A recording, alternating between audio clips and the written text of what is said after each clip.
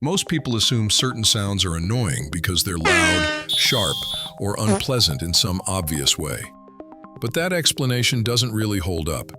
Some of the most irritating sounds, chewing, sniffing, pen clicking, are quiet.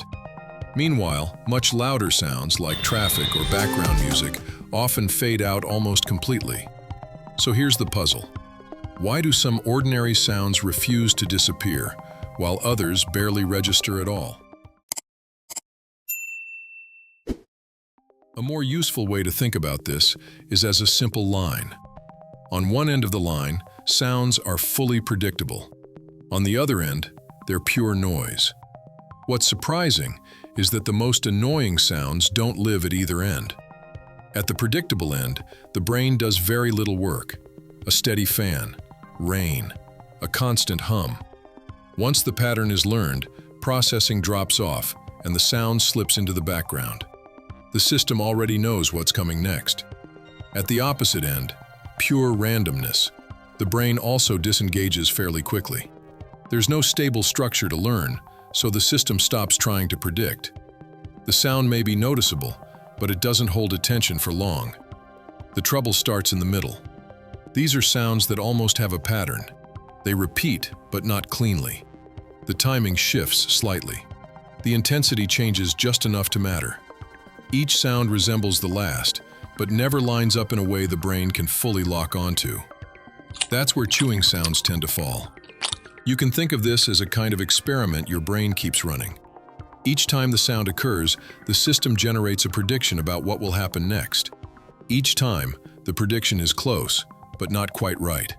And that turns out to be a costly state. When a prediction is very accurate, processing quiets down.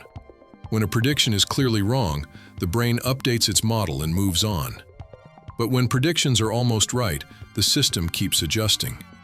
It treats the situation as unfinished. It expects that the next repetition will finally resolve the pattern. So attention stays engaged. This helps explain something that otherwise feels strange: why a sound can be more irritating than it is loud. The irritation isn't proportional to intensity. It's proportional to how long the brain keeps trying and failing to settle its predictions. It also explains why not all pattern sounds are annoying. Music, for example, is structured, but its variations are organized. The changes reinforce the underlying pattern instead of undermining it. The brain can stay slightly ahead of what's coming. With irritating sounds, the structure is unstable. Each repetition suggests a pattern, then subtly violates it. The system never quite converges. Context plays a role for the same reason. If you know what's making the sound and can anticipate it, you push it closer to the predictable end of the line. The model sharpens, processing drops.